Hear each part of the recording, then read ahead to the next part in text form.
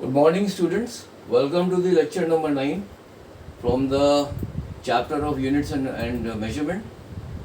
Today's topic is the dimensions of physical quantity. This is the last topic which I will be covering from the chapter of units and measurement. This is the last important topic from the chapter of units and measurement. That is the dimensions of physical quantity. So I have written down the main points regarding this topic. So we will go through these points one by one. So what is the dimension of a physical quantity? It is the power to which the fundamental quantities are raised to represent a physical quantity. That is, for example, यहाँ पे दिया हुआ है कि force है ना, force is equal to mass into acceleration. So mass into acceleration can be further written as mass. Now acceleration क्या होता है? Acceleration is equal to velocity into time. Acceleration is equal to velocity upon time, and velocity क्या है? Velocity can be written as distance upon time. Distance upon time ये हो जाएगा t और ये आपका यहाँ पे हो जाएगा t into t, दो बार हो गए. Acceleration is equal to velocity upon time. Velocity is equal to distance upon time लिख दिया मैंने. और now distance जो है that is represented, now distance is the length, t is the time, ठीक है, and ये आपका mass है mass. Now the dimensions, अब अगर हमें इस force को हमें dimensions के form में लिखना है तो what we write that mass will be written as m. This is the way how we write it. Length is represented as L and time is represented as this t. So force is equal to mass into length. ये आपका हो गया mass, ये आपको length हो गया, d is the length and t is the time. So इसको हमने अगर हमें डायमेंशन लिखना है तो क्या हो जाएगा? This will be equal to simply m l, ठीक है ना. एक्सेलरेशन क्या हुआ? ये हो गया आपका l और ये हो गया आपका t स्क्वायर, ठीक है. इसका डिस्टेंस का जो डायमेंशन है, सॉरी डिस्प्लेसमेंट का जो डायमेंशन है वो l है, टाइम का जो डायमेंशन है वो t है और मास का जो डायमेंशन है वो है m. तो हम यहाँ पे इसको कैसे लिखेंगे? So the dimension of force will equal to m. इसका पावर आपका 1 ही रहेगा, l का जो पावर है वो 1 है, ठीक है. एंड t यहाँ पे -2 बिकॉज ये आपका न्यूमरेटर में, sorry it was in this denominator, so जब हम इसको ऊपर लेके आएंगे in the numerator it will be t-2. So the dimension of force is equal to m l t-2. और यहाँ पे जो this is how we write it, this is the way of writing the dimension of any physical quantity. And in other, there is one way also. The other way is you can also write that dimension of force is 1 in mass, 1 in length or -2 in time, or simply we can write it as m l t-2, ठीक है. So the dimension of any physical quantity, it is the power to which the fundamental, these are the fundamental quantities m l t. It is the power to which the fundamental quantities are raised. Power इसकी क्या है? m की 1 है, यहाँ पे power l की 1 है, ठीक है. Are raised to represent a physical quantity. So m1 l1 t-2 it is representing the force. अब इसी में एक और आता है आपका सेकेंड पॉइंट, इंपॉर्टेंट पॉइंट है, that is called the principle of homogeneity. और द प्रिंसिपल ऑफ होमोजेनिटी कहता है कि a correct equation, a dimensionally correct equation must be homogeneous, और in other words the dimension on the left hand side of the equation should be equal to the dimension on the right hand side of the equation, ठीक है. I think everybody must be knowing about it, so इसमें कोई बहुत ज़्यादा discussion करने का कोई ज़रूरत है नहीं. Second is uses of dimension क्या है? फर्स्ट यूज है, this is the important one. It is used to convert the value of a physical quantity from one system of units to another. It is also used to derive the formula for the different physical quantities है. And it is also, इसमें एक और point आता है, इसको बोलते हैं, it is also used to check the correctness of an equation. Check the correctness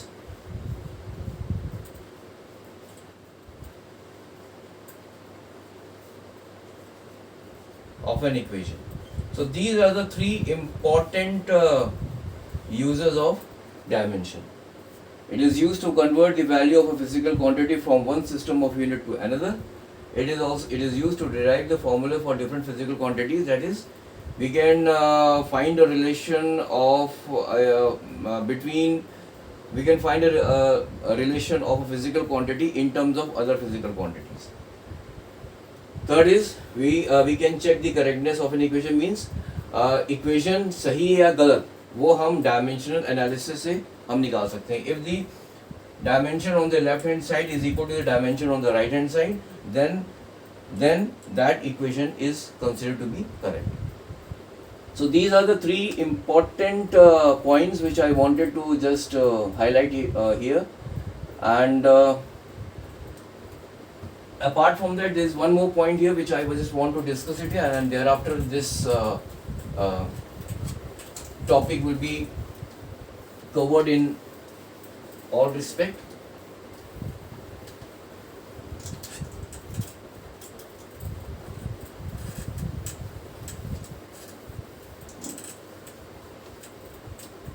Now, dimensions of physical quantity इस टॉपिक में से काफ़ी क्वेश्चंस आते हैं, नॉर्मली बोर्ड में भी आ जाते हैं और आपके जो कॉम्पिटिटिव एग्जामिनेशन उसमें भी आते हैं. And where they ask you to derive the equation of a physical quantity. ठीक है, या एक सिस्टम ऑफ यूनिट्स में एक पर्टिकुलर फिजिकल क्वांटिटी की वैल्यू दी हुई होगी आपको, तो they will ask you to find the value of that physical quantity in another system of unit. तो इस दो प्रकार के क्वेश्चन काफ़ी आते हैं और इस पे मैंने ऑलरेडी आपके जो नीट फिज़िक्स एक्सक्लूसिव के नाम से जो प्लेलिस्ट बनाया हुआ है उसमें मैंने इस प्रकार के क्वेश्चंस को मैंने सॉल्व भी किए हैं. तो आप उन क्वेश्चंस को आप देख सकते हैं और समझ सकते हैं. If you have any problem you can definitely contact me. Now इसमें एक चीज़ और है जो मैं पॉइंट पहले मैं यहाँ लिख देता हूँ कि मान लीजिए let us consider, that is, let the dimension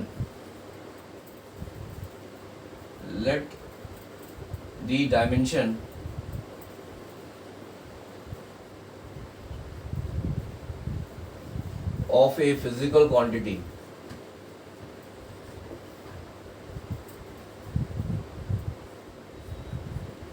ठीक है b, let us say m to the power a, ml to the power b and t to the power c. ठीक है, ये कोई फिजिकल क्वांटिटी, उसका डायमेंशन ये है. अब हम ये कहते हैं कि let the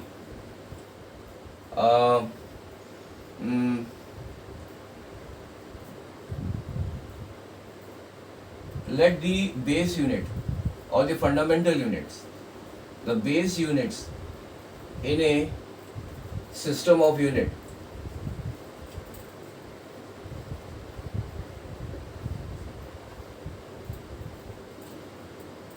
B, let us say M1 कर दिया, M1, L1 और T1 है.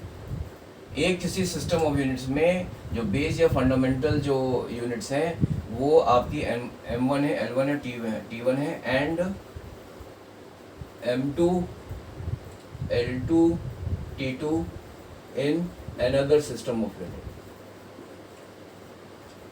ठीक है,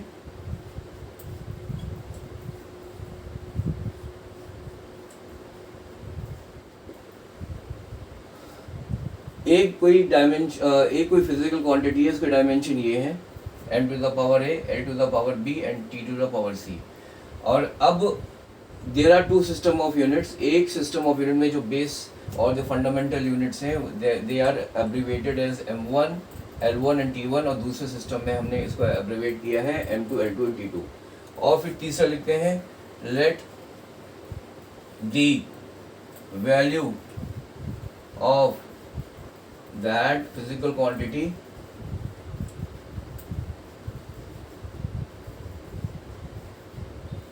be n1 in the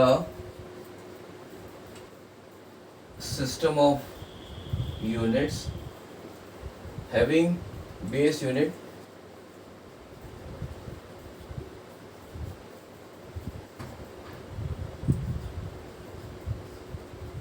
as M1, L1 and T1. Common, इसको मैं कॉमन से separate, M1, L1 and T1, ठीक है.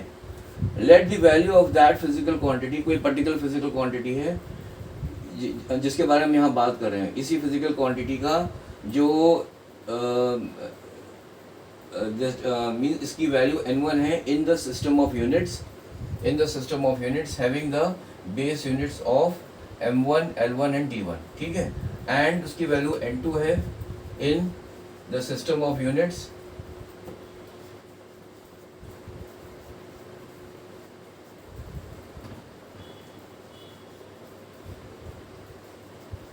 in the having base units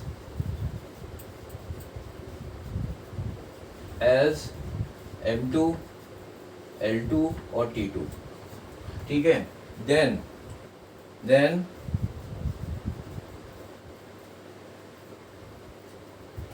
N1, that is the value of that physical quantity in the system of unit having the base unit as M1, L1 and T1. So N1,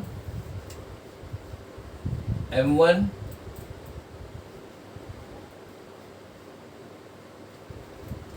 to the power A, to the power B and to the power C will be equal to N2 M to the power M2 to the power B, ठीक है. अगर if the value of a physical quantity in a system, this is important, ठीक है. this will be, you can use this formula for converting to find the value of a physical quantity in another system of unit. अगर एक system of unit में आपको उसकी value पता है, then you can find the value of that physical quantity in another system of unit. तो उसके लिए बहुत इंपॉर्टेंट है, इसीलिए मैंने यहाँ पे लिखा है let the value of that physical quantity be N1 in the system of units having the base unit as M1, L1 and T1. इसको मैं ऐसे M1, L1 एंड T1 है एंड N2 है in the another system of unit having the base units as M2, L2 and T2, ठीक है. दूसरा, इसी physical quantity के जो डायमेंशन हमने यहाँ पे क्या लिखे हैं, M to the power A, L to the power B and T to the power C है. So अगर ये ऐसा है, if the value of that physical quantity is N1 in the system of unit having a base unit as M1, L1, T1 and N2 in the system of units having base units as M2, L2, T2, then M1 will be M1 into M1A, that is to the power A, L1 to the power B, T1 to the power C will be equal to N2. That is the value of that physical quantity in another unit having the base unit as M2, L2 and T2. So that will be equal to N2, M2 to the power A, L2 to the power B and T2 to the power C, ठीक है. और इसको हम और कैसे लिख सकते हैं फाइनली, अगर हमें इसको और आगे मैं यहाँ पर इसको जस्ट यहाँ पे लिख देता हूँ. So this can also be written as, or we can write down that here कि this N1, या इसको ऊपर लिख देते हैं, इसको यहाँ मिटा देते हैं.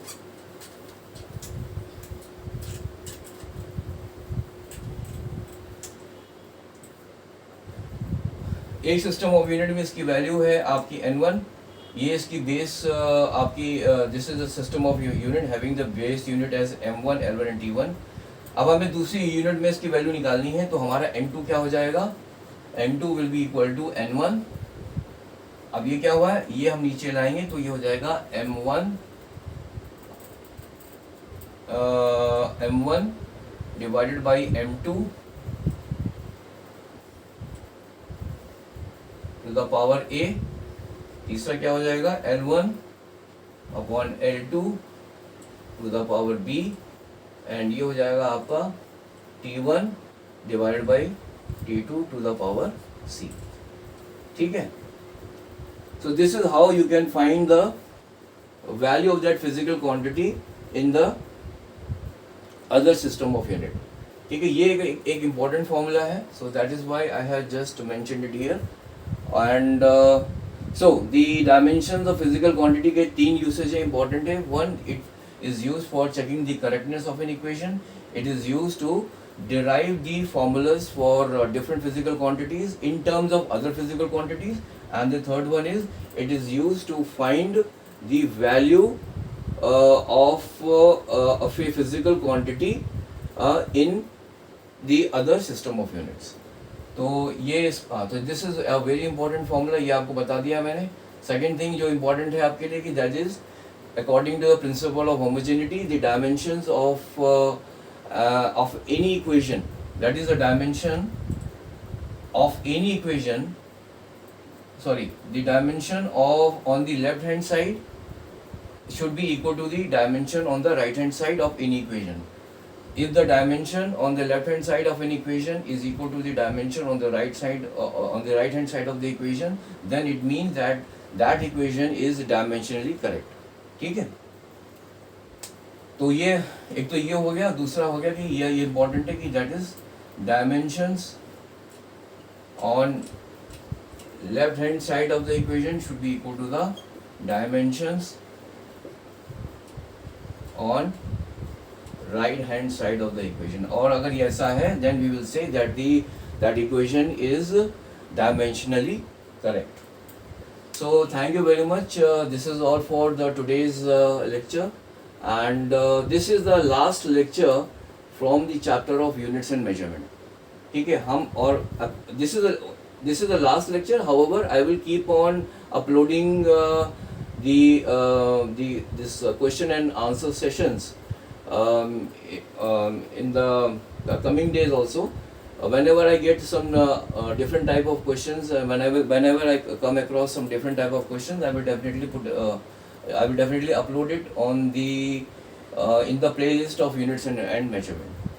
So this is all for today. Thank you very much and have a nice day. See you soon.